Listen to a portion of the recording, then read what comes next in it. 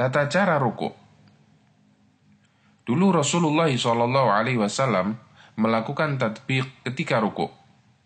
Tatbiq adalah menggabungkan dua telapak tangan dan meletakkannya di antara dua paha.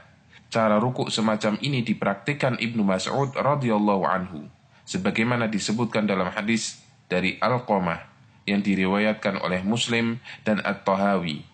Kemudian cara ini ditinggalkan dan dilarang untuk dipraktikkan. Kemudian Nabi SAW meletakkan kedua telapak tangannya di lutut ketika rukuk. Hal ini berdasarkan hadis riwayat Bukhari. Beliau menekan lututnya, jari-jari direnggangkan, telapak tangan mencengkram lutut. Beliau memerintahkan cara rukuk semacam ini kepada sahabat yang sholatnya salah. Hadis riwayat Ibnu Khuzaimah dan Ibnu Hibban. Beliau akan merenggangkan siku tangannya ke samping. Hadis riwayat Tirmidzi dan Ibnu Khuzaimah. Posisi punggung dasar lurus digambarkan para sahabat andaikan dituangkan air di punggung Nabi SAW ketika beliau rukuk, niscaya tidak akan tumpah. Hal ini berdasarkan hadis At-Tabrani dalam Mu'jamul Kabir dan disahihkan oleh Al-Albani.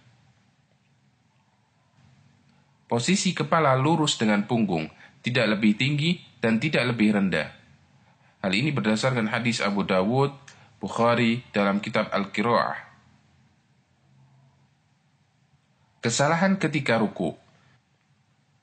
Posisi tangan tidak memegang lutut ketika rukuk, seperti memegang paha atau betis atau diletakkan di antara kedua lutut. Semua sikap ini menyebabkan posisi punggung tidak lurus sempurna. Posisi kepala lebih tinggi dari punggung. Kesalahan ini disebabkan karena seseorang melihat agak ke depan ketika rukuk.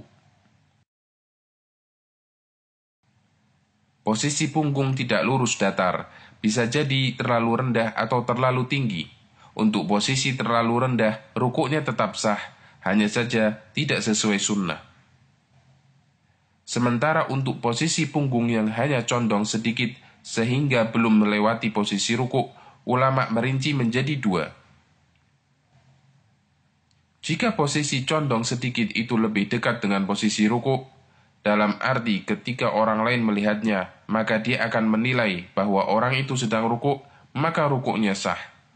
Batasan yang diberikan dalam madhab Hambali adalah ketika tangan normal sudah menyentuh lutut, maka dia disebut rukuk. Namun jika tangan tidak sampai menyentuh lutut, maka belum dianggap rukuk. Namun jika posisi condongnya terlalu sedikit, sehingga lebih dekat dengan posisi berdiri, maka dia belum dianggap rukuk sehingga sholatnya batal. Rukuk dengan posisi kaki dirapatkan. Cara semacam ini tidak ada dasarnya.